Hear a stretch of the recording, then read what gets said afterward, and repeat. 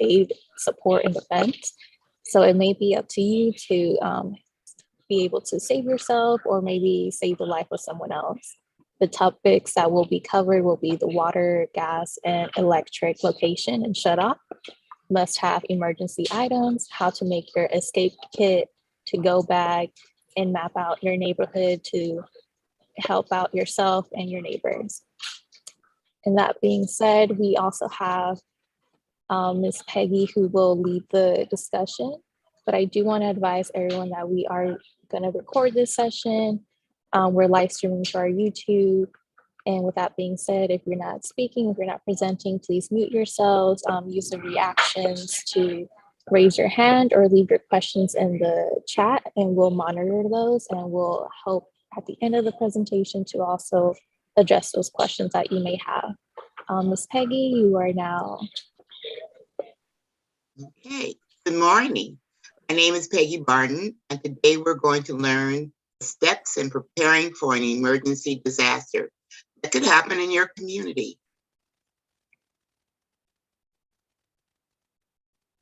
Earthquakes, floods, fires, and mudslides are some of the disasters that can happen in California, and they can happen in other parts of the country too. What would you do if any of these things happen? Are you ready? You might want to take some notes.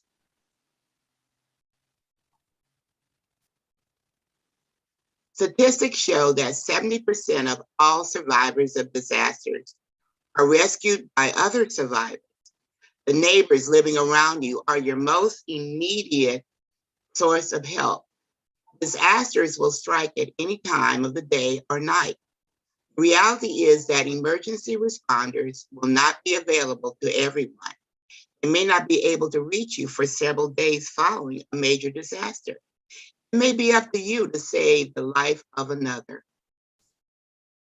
Are you ready?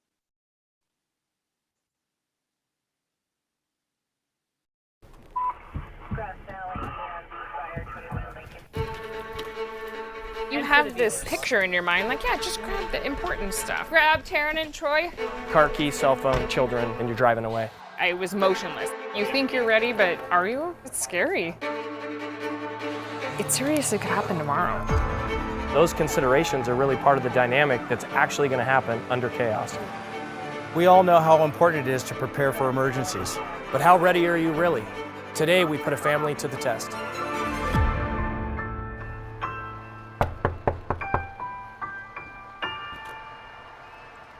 My name's Matt Slusher. I'm a battalion chief with the Placer Hills Fire Department, and there's a fire approaching. We're gonna need you to evacuate right now.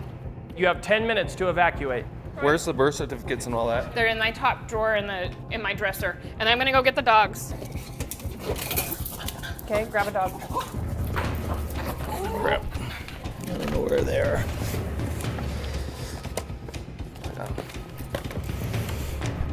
You have 8 minutes left. Let's take all these pictures. Here, grab this. Think about water and food, any medications you might need. Consider being prepared for 72 hours away. Yeah, this is not 72 hours.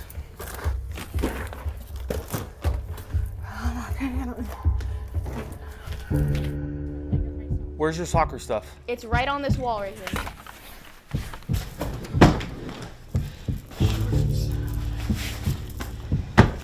Sprinkler systems on to help as the wildfire approaches.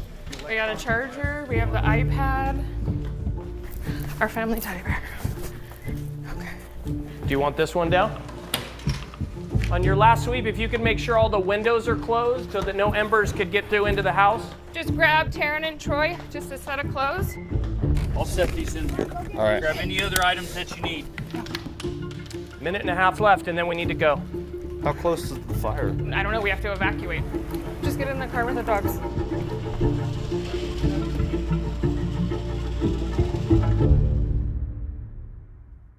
How are you feeling right now? Oh my gosh, I could cry. Like, it's kind of like emotional. What's that look like next week? Do you think this is something you would probably do as a family again to talk about it and practice? And maybe what would it look like if we were to come back next week?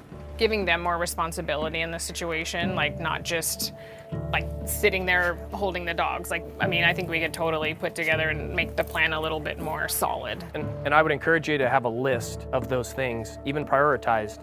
So, you know, if medications are the number one thing you need to grab, that's at the top of the list. And then your cell phone chargers or your birth certificates at the top. And the more time you have, the further down the list you get. Okay. But you know where the go bag is and you know where your list is, so that you have some organization. Helps you, you know, kind of bring calm to the chaos. Me personally, I probably would just be like, let's just go. I would probably grab wallet, keys, phone, birth certificates, and leave. Maybe 1 or 2 pictures. But I honestly don't feel the need to grab like everything. I would have just had them be more accountable to pack their, like, get 2 changes of clothes, grab some snacks, let's go. To see you get kind of emotional, kind of like, oh wow, Well, yeah. this could be Scary. Yeah. Yeah, I mean, seriously, it's very eye-opening. Yes. Like, it just makes you think, yeah, like what to put on that to-get list, or what, you know what I mean? What to put on that list of, and where is the priority? Those considerations are really part of the dynamic that's actually going to happen under chaos. I think when it comes down to it, you need to be ready just to get out. I think that's probably more important than that, and then grabbing your loved ones, kids, animals, and just getting out. Nothing is worth us getting hurt. Like, if we're together, that's all that matters.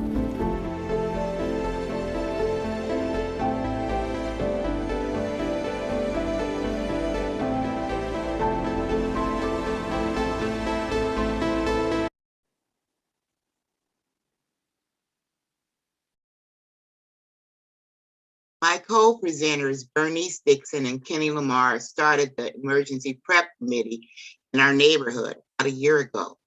We're going to cover the following topics: the basics, myself; water, gas, and electric shutoff valves, Kenny; must-have emergency items, Bernice; grab and go bag, Bernice; map your neighborhood, myself; skills to help you and your neighbor, Kenny. Additional questions we will answer at the end of our presentation.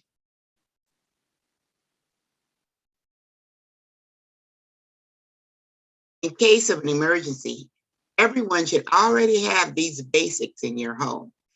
You should have at least one neighbor that has your outside emergency contact information, family or a close friend that does not live in your neighborhood, but could be called if something happened to you. Out-of-state contact list, solar cell phone battery. If the electricity goes out, you will be able to charge your phone. Fire extinguisher. Do you have one? Did you know they only have a shelf life of 5 years and should be replaced? And I hope everybody has a flashlight. I'm going to talk to you about your utilities. And your utilities are your water, your gas, and your electrical. First, I'll start with the water. The water shutoff valve is found where the water supply the house. Check with your water company to determine if a special tool is needed to turn the valve from the street. Consider installing your own shutoff valve to your house to help with leaks or burst pipes inside. Water is essential for the survival, but in an emergency may be limited or unavailable. Properly stored water is the most important part of your emergency plan. Your gas shutoff. Learn the location of your gas meter and how to shut off the supply valve. Do not shut off the supply valve to your gas unless you smell or you hear gas leaking. If you have natural gas, that's a pipe coming from the street. The main shutoff valve is located next to your meter on the inlet pipe. Use a wrench and carefully give a quarter turn in any direction so that the bar runs crosswise or horizontal on the pipe. Now the line is closed. Shutoff valves are covered with paint and should be tapped gently before turning, therefore breaking the seal. If you force it, you could break the whole thing. For your electrical, Every responsible person in your household should know where your electrical switch box is and which switch controls the power in your home. The switch may be found on your circuit breaker panel, or it may be separate, located near the meter. Remember, do not operate any electrical switches if a gas leak is suspected. Even turning on a light switch could cause an explosion. Shut off the electricity to your home with individual circuit breakers first. Then shut the main switch off. To turn it back on, you start with the main and then turn on the individual circuit breakers. I did a demonstration for our neighbors on how to turn off their utilities, and we gave out information. We gave a whistle, a help okay sign, and grab and go list.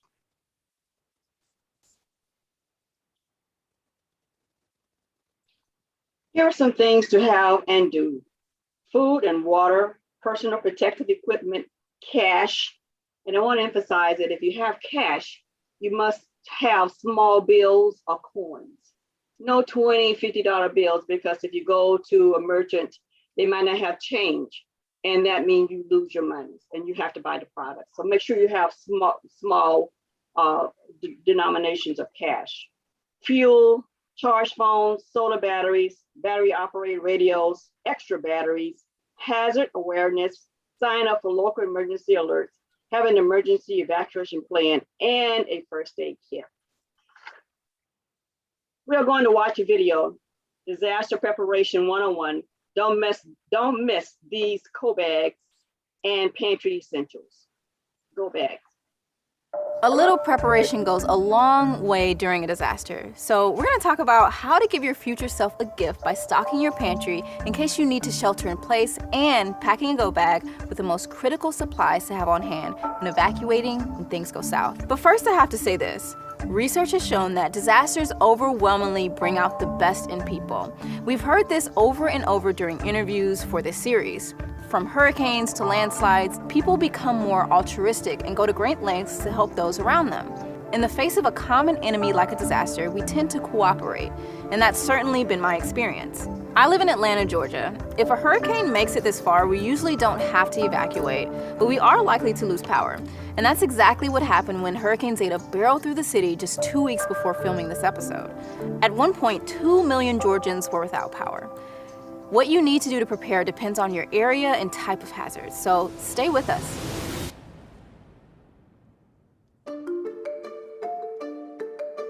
First, we're going to talk about what you need at home to comfortably shelter in place. Unlike a pandemic, most disasters heavily affect our infrastructure, so being self-sufficient without electricity, water, or transportation is the first priority. You can think of it like planning for a long camping trip. What will you need to survive and be as comfortable as possible while doing so?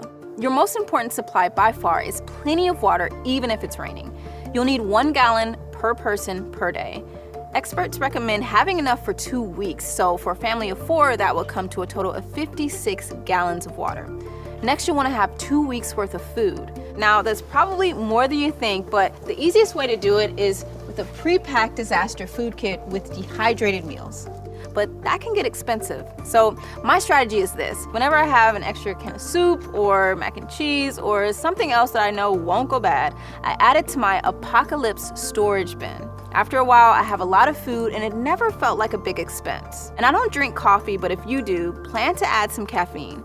A disaster is not the time to quit cold turkey. Once you have food and water and a safe place at home, you'll probably want to pack these crucial items. A hand crank radio. Now, cell towers and internet may be out of service, so an alternative way to receive communication is crucial. Mine has a solar panel, a phone charger, and even a flashlight. A headlamp or a flashlight, and extra batteries. And while we're talking about batteries, you're also likely to need an extra mobile battery for your phone. As long as cell towers are working, your phone will be a crucial tool to get help and tell family you're safe. A toolkit for basic repairs. You may not have immediate access to medical treatment depending on the severity of your disaster, so pack a first aid kit. In my first aid kit, I have a wound care section with things like antibiotic ointment, Band-Aids, and antiseptic towelettes. In a disaster, even a small cut can lead to a life-threatening infection. In fact, the World Health Organization estimates that in 2017, sepsis accounted for a staggering 20% of all global deaths. Taking a first aid class is a great plan since you're probably not going to be able to get the help that you're used to during a disaster. Just a little bit of basic knowledge can save your life. Also, make sure to include extra prescription medications since pharmacies may be closed for a while. Pack photocopies of important documents and seal them in a plastic bag so they don't get wet. At the very least, remember to include your identification, health insurance cards, and info for predetermined out-of-state contacts so that you can get in touch even if your phone dies. I also highly recommend stocking up on personal toiletries. Listen, you don't need 10 weeks worth of toilet paper, but do make sure you have things like soap, toothpaste, and whatever items you generally use. I like to keep some extra chapstick handy. But unfortunately, you won't always be able to shelter in place, either due to evacuation needs or because your home didn't make it or is unsafe to be in. In situations like this, you'll want to rely on your go bag for supplies. You can think of it like a portable version of your pantry, but with a few modifications. As with your pantry, water comes first. Keep several bottles of water in your bag. Also, purification tablets come in handy if clean water isn't available. Next on the list, again, is food. You want to prioritize non-perishable, high-calorie snacks. I've got some energy bars and some dried fruit. You're also very likely to need access to money, so keep some extra cash and a credit card in your bag. Since a lot of things you'll need in your go bag are also things you need in your pantry, you can just store those items that we mentioned before, like the hand crank radio, those important documents, extra batteries, and a mobile phone battery in your backpack so it's easy to pick up on your way out. Also, a smaller but similar first aid kit. Another thing that I love to keep in my bag is a miniature, portable version of my toolkit, a multi-tool. It has all sorts of useful things on it, from a screwdriver to a knife, even scissors. Also, don't forget to bring an extra change of clothes appropriate for the weather where you live. Remember a couple pairs of clean socks and a jacket, even if it's warm. And last but not least, leave a little extra room in your bag for your valued personal items. When we talk to people who evacuate, nearly everyone said they grabbed a few important items like wedding rings, a photo album, or whatever is most important to them. If 2020 has taught us anything, it's that you never know what the future holds.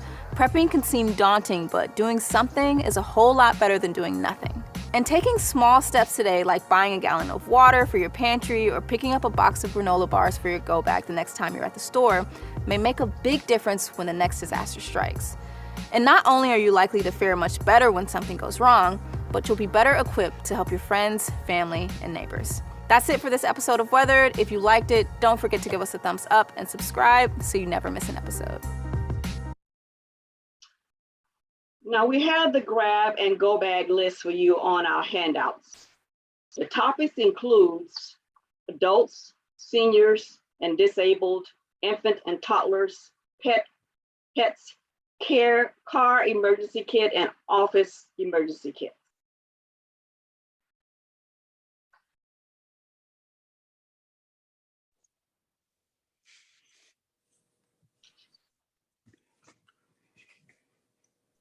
That's what you see on the left-hand side of your screen. It includes the name, lot number, email, and cell number, how many in the household, special health needs, and any skills or services they could provide to the neighborhood.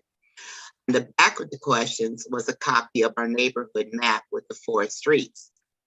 Next, taking a map of the 108 homes, we created 13 zones with volunteer zone captains for each section. We're now in the process of planning a mock drill where we will put the neighbors through this procedures so we will have practice before a disaster happens. This video is about mapping your neighborhood. There are some things in this video you might not be able to do today because of the COVID restrictions. In our case, we met on Zoom and did the demonstration in our common area. Hello and welcome to the Map Your Neighborhood training program. I'm Grant Goody, and I'm going to share with you a few things to keep in mind before you show the main Map Your Neighborhood video to your neighbors. During the neighborhood preparedness meeting, You and your neighbors will learn the 9 steps to take immediately following a disaster. You'll identify the skills and equipment each neighbor has that will be useful in a disaster response. You'll create a map of your neighborhood showing the locations of gas and propane meters. And you'll complete a contact list that will identify each neighbor who may need extra help following a disaster, such as the elderly, neighbors with disabilities, or children home alone. So grab a pen or pencil and a Map Your Neighborhood booklet, and let's begin.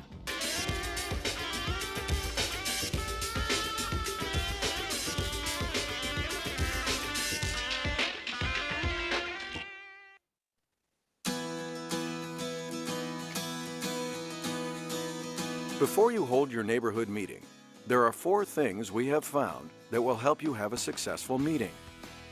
First, figure out your neighborhood boundaries. We recommend including 15 to 20 homes. This is a typical block, corner to corner, both sides of the street. For apartment or condominium complexes larger than 25 homes, consider dividing it into smaller groups. The number of houses matters because the most effective response occurs in the first hour following disasters. It's called the golden hour because of its value in saving lives, reducing the severity of injury, property, and environmental damage. If a group is too large, it becomes unmanageable and difficult to respond effectively in that first 60 minutes. Second, personally invite neighbors to attend. Experience shows that a personal invitation is what encourages your neighbors to attend. We have included a written reminder on the Map Your Neighborhood CD to leave with your neighbors to remind them of the date. But to ensure a good turnout, invest the time and extend a personal invitation. Make sure you hold the meeting in either your home or a neighbor's home and not at a school or community building. Experience shows that more people will come to a home rather than to another building. A full house generates lots of enthusiasm and energy. Even if people have to sit on the floor, that's okay. The meeting is dynamic enough that most people won't mind. If you're concerned about not having enough chairs, ask people to bring a chair or a pillow to sit on. Third, review the Map Your Neighborhood meeting video included on this DVD so you are familiar with its contents. Fourth, prepare for the meeting by creating a master neighborhood map. Neighbors will use your drawing as a model to create their own map in their handout. This will reduce confusion and save valuable meeting time. Draw a map containing streets, blocks, and house lots. This will help ensure you have an accurate map of your neighborhood. Include all house numbers and the names of your neighbors if you know them. For the meeting, have on hand pencils and erasers. Be ready to show the shoes you keep under your bed. If possible, also have on hand your fire extinguisher, hard hat, and leather gloves. After the meeting, it is highly recommended that you walk the neighborhood with everyone. Seeing a gas meter's actual location creates a visual that is helpful in a disaster response. Thanks for taking the lead in preparing your neighborhood for disaster. Remember, when disaster occurs, your neighbors may be the only ones who are able to help you. By facilitating this meeting, you are helping prepare yourself, your family, and your entire neighborhood to know what to do following a disaster. So let's get started and map your neighborhood.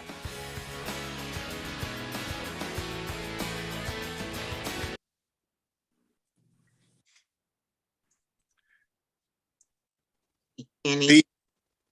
The LA County Fire Department will provide basic CERT training in safety and life-saving skills.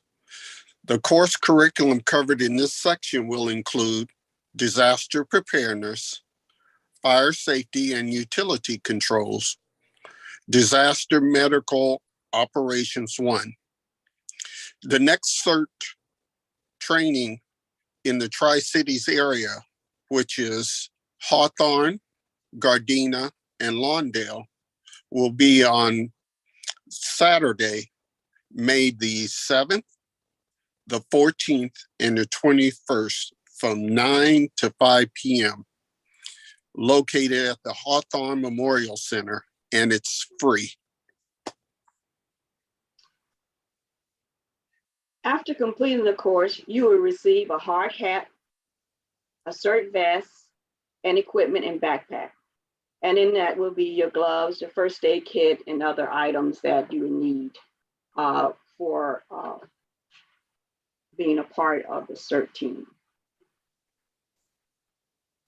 We're going to watch a CERT training video. You got any victims in there? Here, he's reported his girlfriend at the end of the hall. Santa Barbara has had its share of disasters over the years, from fires to floods to earthquakes, and we've learned that preparedness is the key to safety. The CERT, or Community Emergency Response Team program, is available in Santa Barbara County to educate residents about disaster preparedness. I always tell people when I'm instructing the class that if you ever felt like you never belonged to anywhere, once you join the CERT community, you definitely belong here. So it's just a unique bunch of individuals that take the class and also participate. CERT courses are instructed by trained CERT graduates and professionals with a background in emergency response. There's a term that we use called SUVs, spontaneous unaffiliated volunteers. And those are basically people who say, I live in the community, but I'm not affected, so I've come over here to help the people who are affected. What can I do to help? It's a more efficient use of manpower if those people have some level of training, no matter how minor it is, and CERT goes a long way to that. CERT-trained volunteers are the best volunteers that we can have in a large-scale incident. The concept was created and implemented in 1985 by Frank Barton of Los Angeles Fire Department to train civilians and give them the necessary tools to save their lives and those of their neighbors in case of a disaster. In 1993, CERT was expanded nationally by the Federal Emergency Management Agency, or FEMA.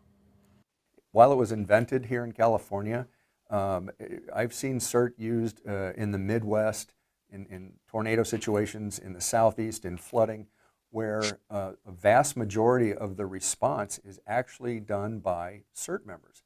The 9-unit program is offered 2 to 3 times a year in the city of Santa Barbara and requires a 24-hour commitment. An annual CERT drill is held in the fall, allowing participants from all county jurisdictions to practice what they've learned.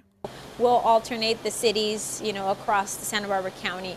We offer it to all CERT graduates, instructors included. Everybody's invited to attend, and it's a mass casual incident that we simulate. They come in with their gear, their backpacks, and then they do the drill. Usually it takes place in the morning, and we just make it as realistic as we can. We have emergency responders. We have a lot of different organizations participate, like Red Cross, Salvation Army, and everybody's there simulating a real disaster. The fact that the county tries to make this drill as realistic as possible also implies that despite being trained for this type of emergency, volunteers will see challenges in the drill they had not thought of before. It was really, really fun. One thing that I learned was that I really need to work on my Spanish because they brought in some Spanish-speaking only victims, which was a great experience for me because I could communicate, but it showed me I should probably work on this a little bit more and strengthen those skills because how else am I going to communicate? But it did allow me the opportunity to A, see that it's something I need to improve on, but B, it allowed me the opportunity to communicate in other ways.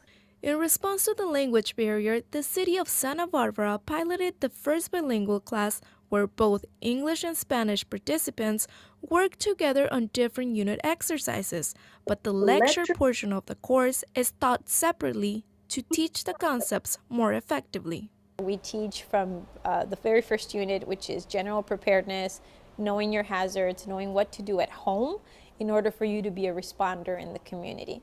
And then we go on to fire extinguisher or fire safety, fire suppression. Then we go into disaster medicine, team organization, light search and rescue.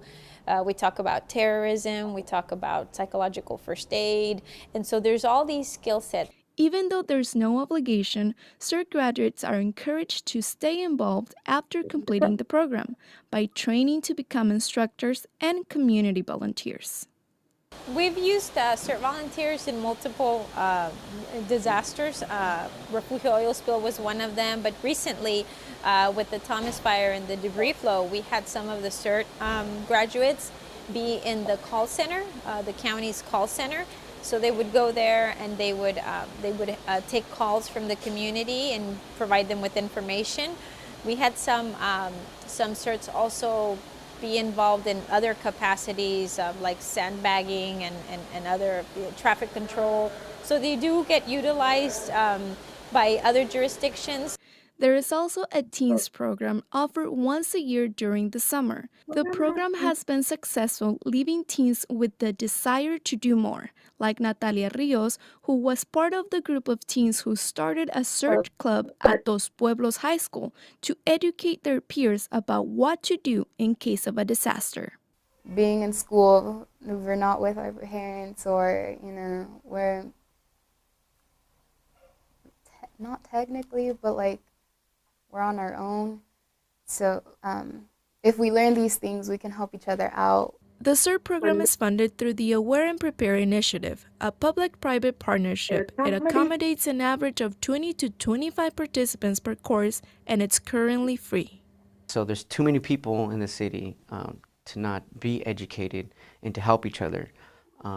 Because time is of the essence, and someone's life is at risk if they're really injured in a disaster. Can you move?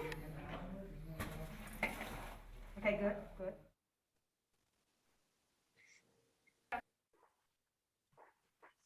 This ends our presentation.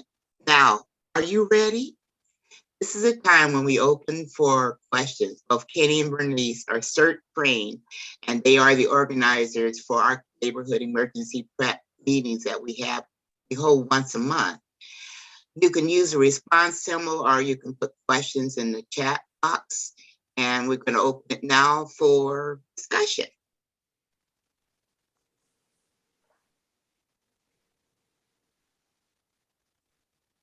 And if you can go ahead and stop your share, there you go. Okay. Anyone have any questions? Feel free to unmute. Yeah, Peggy, this is Sheila. Wanted to get that information about the training that's taking place in Hawthorne. And does it have to be Hawthorne residents? Kenny can answer it. Kenny or Bernice? No, anyone can attend. Can you put that information up again? It's on the, Anissa, did you put the resource sheet? On the resource sheet, you guys will find everything we just showed you, plus the CERT training information. So all you got to do is download that on your computer. It's in the chat box. Resource sheet, okay. Yeah. If you go to the chat, then you can just click it. Ed and Pearlie. Yes, first of all, I want to thank you for bringing this presentation, and totally were riveted listening to it, and just also realizing how unprepared that we were. We always talk about what we're going to do in case something happens, but now I'm more resolved than ever to go ahead and get this all done. I would like to attend this meeting as well. I think it's just a necessary thing, and it's something that's we've been procrastinating, forever and a day. Thank you so much, and we totally enjoyed this. We needed this. Thank you. Okay, Lolita. Yes, good morning. First of all, I want to say that this was an excellent presentation, and I concur with Pearlie that it's something that we all need, and we are not as prepared as we thought we were. My question is, what is the correct and proper way to dispose of an expired fire extinguisher? Annie. From time to time, they have in the city of Hawthorne, they have where you can turn in paint and other caustic materials around the house. And so at that time, you would take your fire extinguisher. At one time, the fire department used to refill them, but now everything is throwaway. Okay. Okay, thank you. Jamie. Good morning, and thank you to Ollie and all of the board members and to Bernice and her husband for all of this. The information is invaluable. My question is, if you're unable to attend the CERT training in May, are there locations where you may purchase the go bags that were displayed in the video? Bernice. Thank you. And now the go bags are, we didn't put that up, Peggy, as far as where they can find it, but Yeah, it's on the resource list. It's on the resource list, Mm-hmm. where you can go and buy these items. And I want to encourage everyone, you can just do a little bit at a time. Don't try to go out and get everything, but you think about it, you go and maybe just, first of all, you want to make sure you get your water first and store it properly. Then from there, buy small items. Go get your batteries. Go get your phone that the lady had. That was a very good demonstration of the phone with the flashlight and all that. Go try to find one of those items, and you can find that on Amazon and other places like that, along with that information. Peggy has it up. So yes. So it's the batteries. Having a phone battery, cell phone battery is very important. Don't forget to have that as well. So that's necessary, but don't try to buy things like when you go shopping. Just remember to pick up small items as you go, and and you'll be surprised how you build your stockpile up. I've been doing this for a while now. Yeah, just a little bit. So I just get a few things. Yeah, your batteries, your flashlights. And I recommend people having flashlights in the most rooms that you live in, right? You stay in rather. Say you mostly in your kitchen. Have a flashlight in your kitchen. Have a flashlight in your bedroom. So all those things are very important, because if the lights goes out, you don't want to be fumbling around trying to find a light. And another thing is just essential, and I know that's just a part of the CERT class. If the earthquake first hit, you don't want to move. You want to stay in place. And the reason for that is because you can injure yourself. So all that stuff, all that is also presented in the CERT class. And this is part of what we do in our community as well. We present all this information. And if you become certified, you can also bring that information to your community, to your block. And so that's the purpose of us, because we're knowing, and another things I would like to tell you guys, we know, and this always was mentioned, they only have, I forgot how many fire people that we have, and firemen that we have in the city of Hawthorne. It's very limited. And so you're gonna have to be relying on each other. And you thinking you're gonna call the fire department, they're gonna come? They're not. They're not, because they're not able to. It's a limited number of firemen in our community, and they're just not going to be available. So you have to rely on your community to help, and that's why we want to present this to us, so we as a community can help ourselves. Yeah, and I want to add to what Bernice said. The first place you can start is just with your neighbor next door. You have your neighbor next door emergency contact information. When we started this in our community, luckily my child used to live over here, so a lot of them already had her phone number. But I made a point to give her number and my daughter who lives in New York, because if something wipes out this state, you need to have, or me in this state, to contact a relative that doesn't actually live here. Okay, so those are the first place where you can start.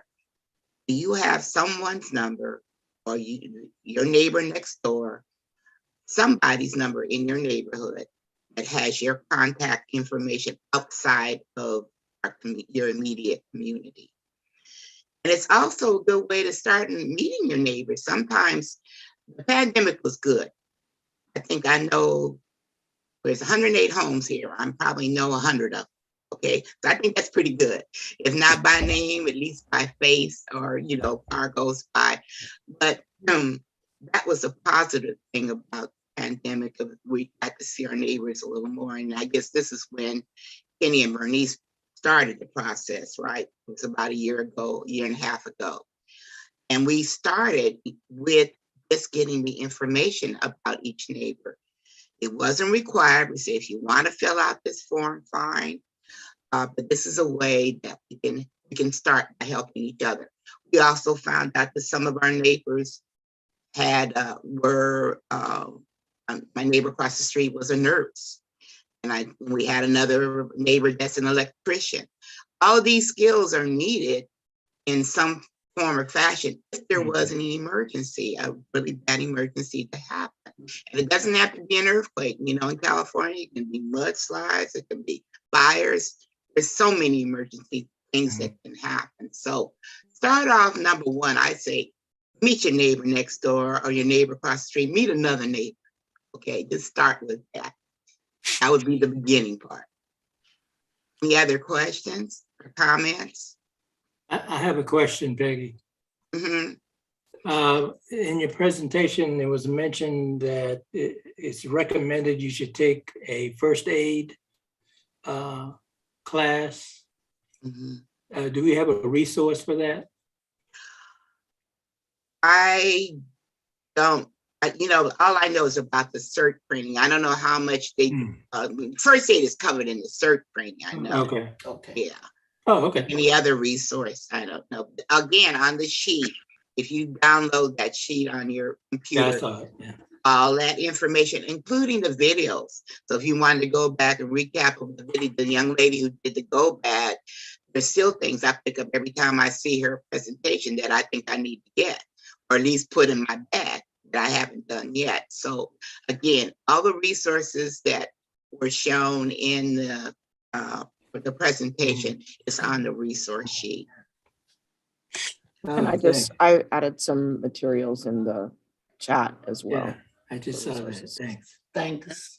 And once again, if you have a fire extinguisher in your kitchen or bedroom or other parts of the house, be sure to shake it up once a month, because it will go flat and you think you have a fire extinguisher and it's not operational.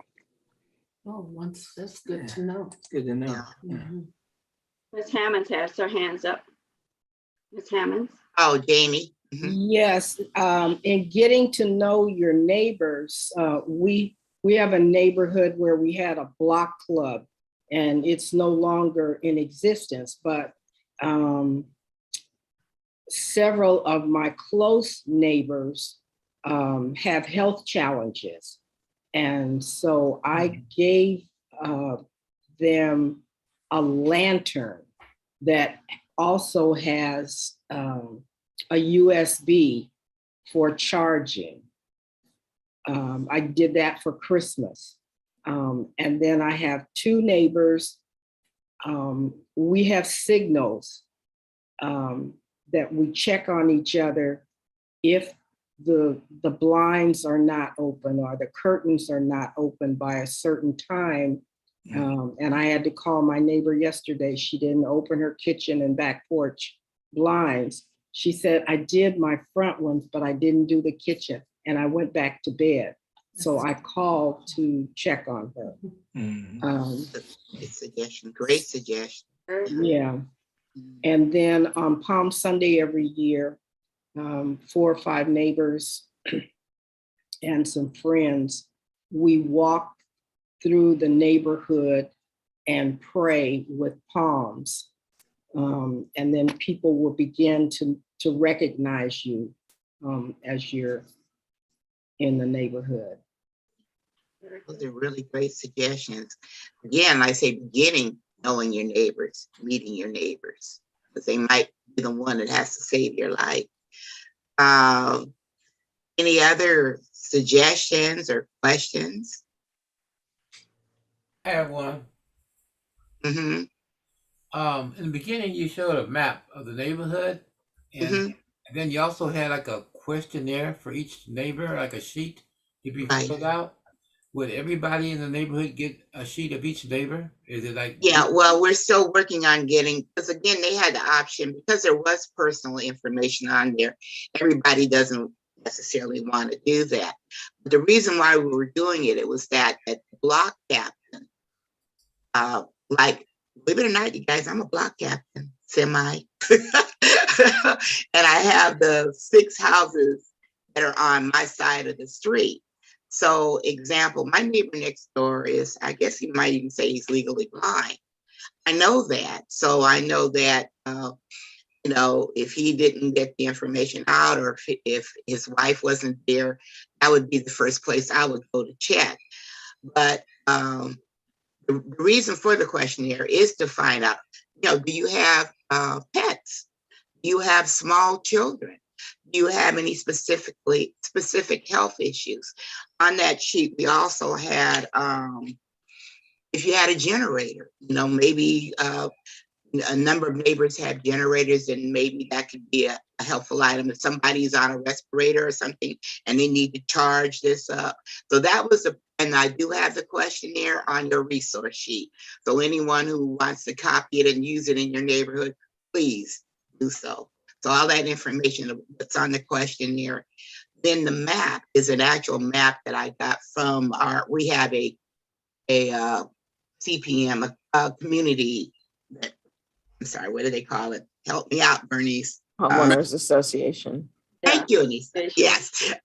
So we have an actual map of our community. So we were able to use the map, and one of the other neighbors took the time to break it down into the 13 zones.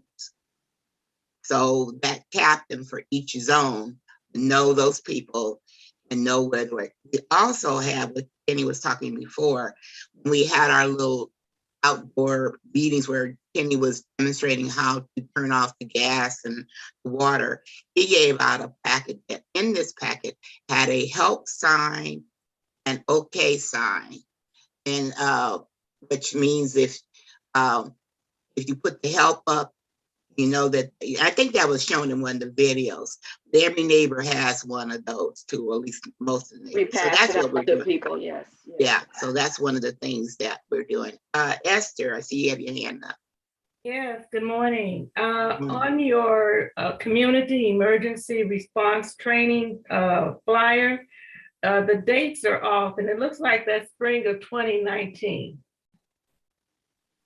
Oh, wow. Did I have the wrong one? I'm sorry. I believe so. Now, but if you click on the website on the first page of the resource sheet, that should be the actual flyer.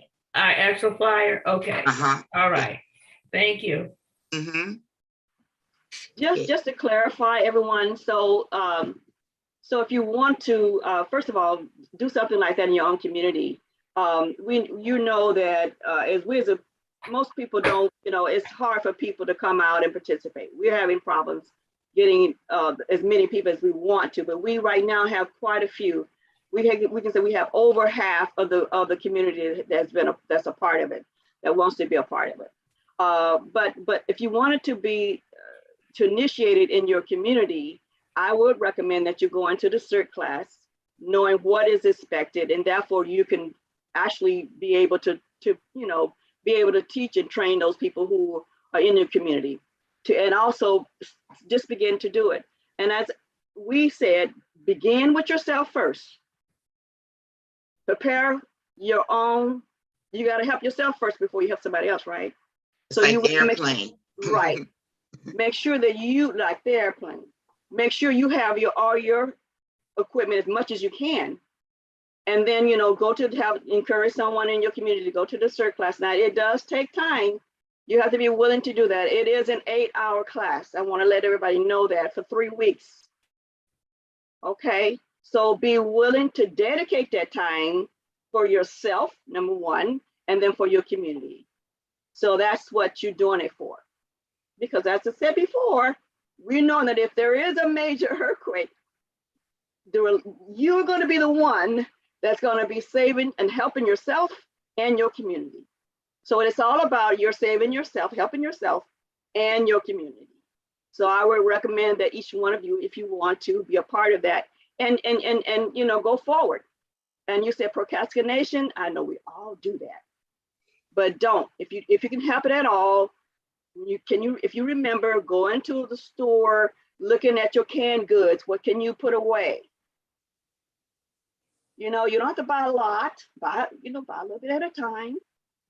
Things like your items that you need, your water, your canned goods, and look at the expiration dates on your canned goods. Some of those canned goods, at least 2 or 3 years. Look at and see how long they last. That's one thing. And then the other thing, you can buy the survival kit that says it lasts up to 5 years. It's more costly, but then think about your budget and just fit everything into your budget, you guys.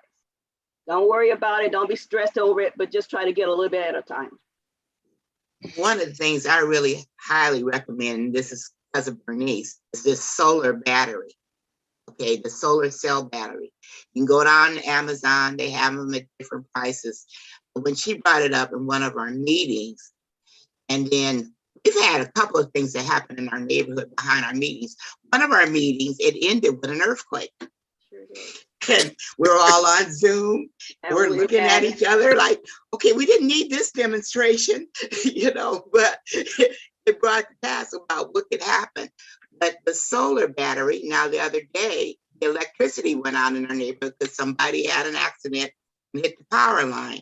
It was down like 6 or 7 hours, I believe.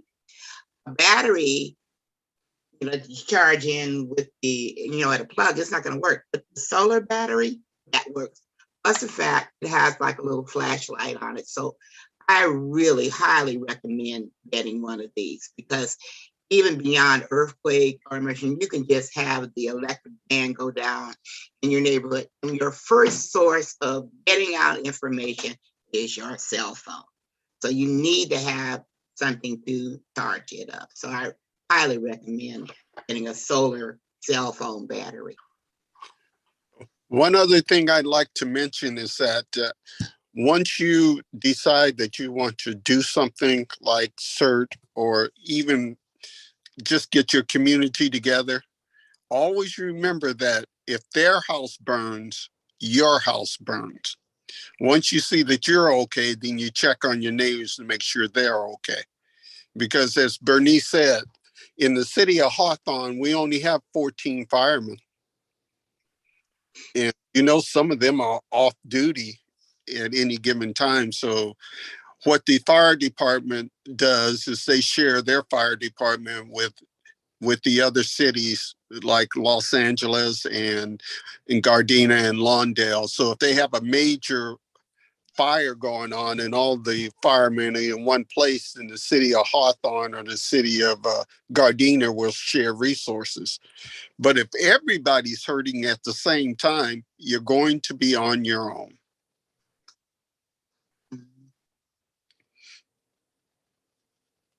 Any other questions or suggestions? Jamie, you're muted.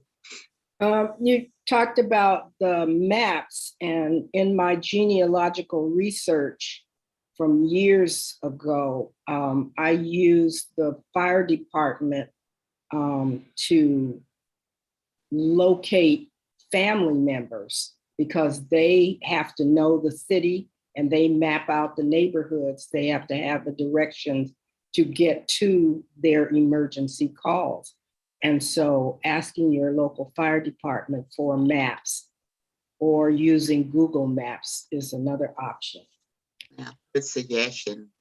Good suggestion, Jamie. Thank you.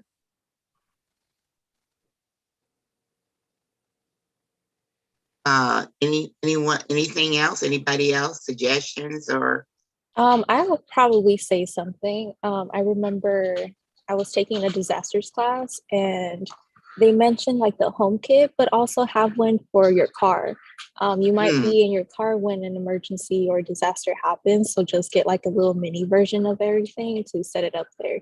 And then if you have some food, just switch out every once in a while, just because of the sun and how hot it can be in there. But yeah, just have one ready to go just in case you're in the road. Yes. You know, I have one in my car, but I'm afraid how old. In fact, I'm going to look at it after this meeting. So This in stuff your is probably grab disintegrated. in your grab and go information that was printed out, it's also tell you about your car emergency kit. Right. That's a part of the handout as well. But you know, that's something that, because I'm listening to you, Kathleen, because I have one in my car. After the first earthquake I felt when I came back to California, I immediately put one in the car. It's been in there like 14 years, I think. And I don't know what that stuff is like now. So when this meeting's over, I'm gonna pull out that bag and see what's left in there. Right. I think one of my professors was telling me a scenario. It's like you don't want to be in the freeway and then an earthquake happens and you have high heels. You want to have like your running shoes prepared. So you like switch out your shoes, be able to leap over maybe the boulders, the rocks or whatever, and, be safe. So I have like that and then a blanket, like the emergency blankets, and then whatever else. Let me be in the kit. Yeah. So I thought that would be important to just remind everyone too. It might not be at your home that it happens. It might just be you on the road, in the store. So just, be just prepared. Great suggestion. Great suggestion. Thank you, Kathleen. Anyone else? Donna. I just wanted to say about the gas, knowing how to turn off your gas. That's really important because when they had the Northridge earthquake, my mother-in-law, she lived in a trailer park, and a bunch of the trailers fell off their supports, but the manager had said he had turned the gas off, and either he didn't do it right or something went wrong, and the gas was still on, and 6 trailers burned. So they didn't just lose their houses, they lost everything in their houses as well. So that's very important about the gas. Yes. Gloria. Is there ever a need for a generator, portable generator, or anything like that? Or when do you need a generator? Most definitely. Yeah. When someone is on a respirator or they have situations like that, yes, anything that has to be plugged in there, like I said, I think about a respirator. That might be a situation, Also think about if you have medications that need to be refrigerated. That's true. Or anything that has any kind of health correlation. If it needs power, it might be worth it to consider having a generator. Where can you buy those? Do we have any suggestions on your? Any of Lowe's has them, and on my resource sheet there is a general site where it shows everything that you could possibly need for disasters that you can just click in. And again, you know what I do? I Google it. So generators, yeah. Lane. Again, Peggy, in the beginning of your program, you mentioned they showed a person who was leaving the house in 10 minutes, and they were trying to get the things that they thought were the things they most needed, and most of them said medication was number one. What other things you think that would be most important? Anything to do with like your insurance policy, life insurance, your birth certificate. A lot of times, I don't know, some of us have stopped carrying Social Security cards on us because of but anyway, one of the suggestions that came up is taking pictures of these important documents with your phone, because you're going to grab your cell phone. And I thought about today, some of us have tablets. If you couldn't get everything on your cell phone, just to take a picture with the tablet, and you'd have both of those, because I think those would probably be the first things we would grab up. But any of those important documents, your life insurance, your bank account your number, auto insurance, your auto insurance, all of those things. Who knows their insurance policy number? Nobody. I don't. So you want to have those type of important papers. To make sure you take those. Right. House insurance, right? Your house insurance, yeah. And like I said, again, if you don't have it with you, the young lady in the video in the grab bag, she had it in a plastic bag.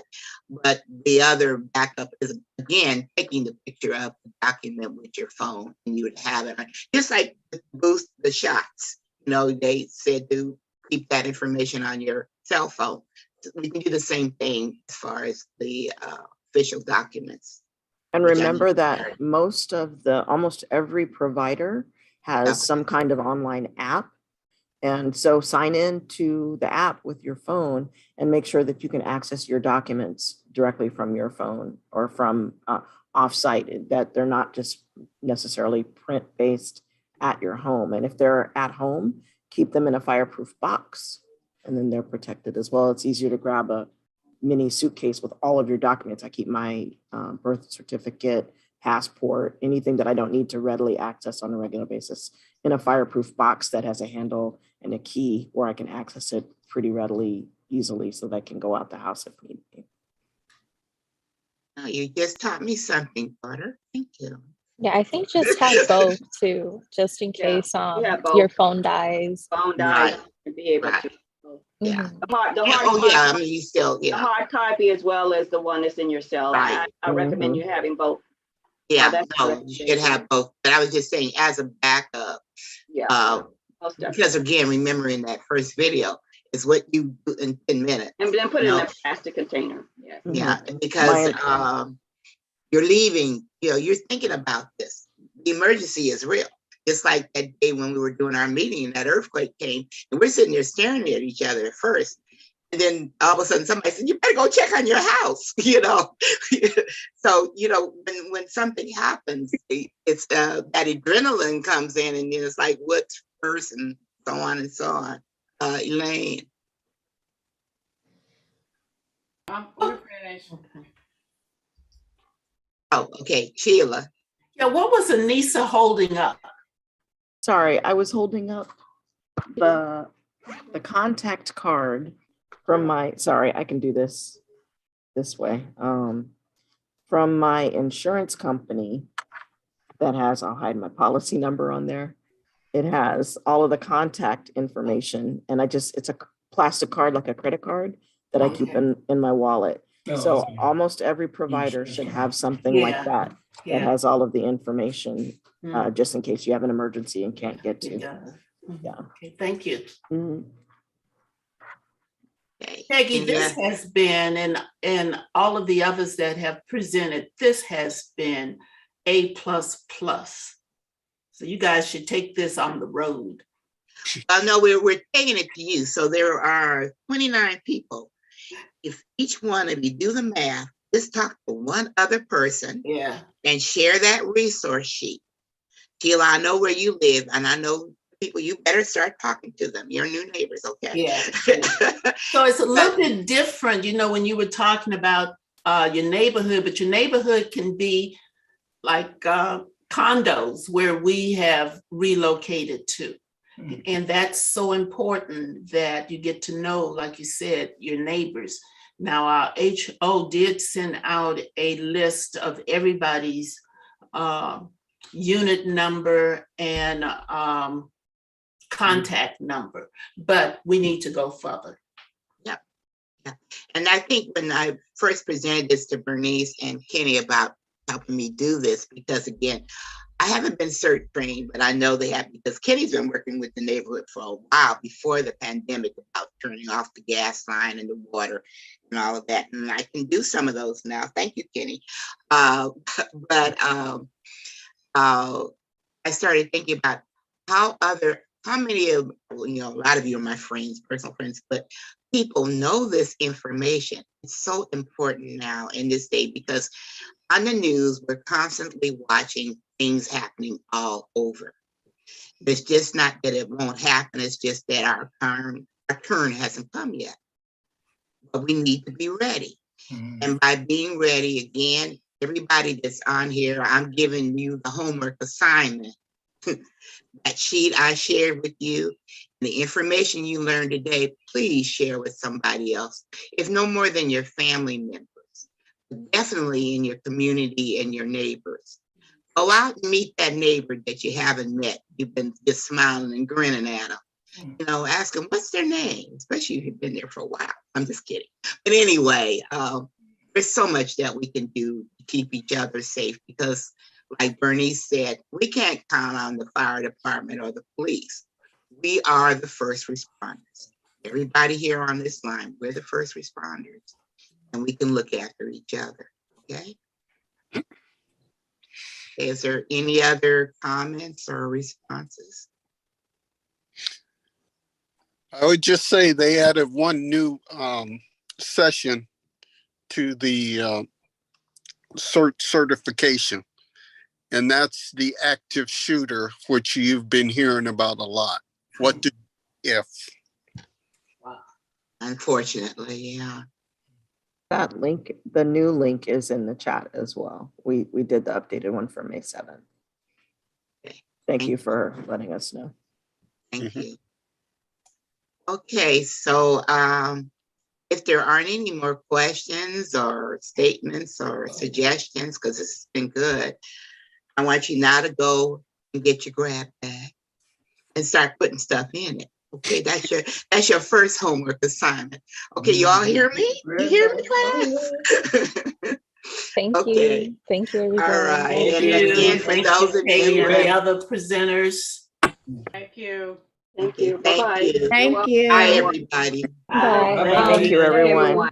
Bye-bye. For anyone curious to become an OLLI member, I did put up some information here, so you can call the registration office at 310-243-3741, or you can email the OLLI office at olli@csudh.edu. But yeah, thank you to our presenters, Peggy, Bernice, Kenny. Thank you. That was very informative. I love these presentations. They add on to our knowledge, and I love community-based opportunities. So really fun. Thank you all for joining us, and I hope we can do one for maybe fall. Look, got it. You're welcome. Okay. Have a good day, everyone. Bye-bye.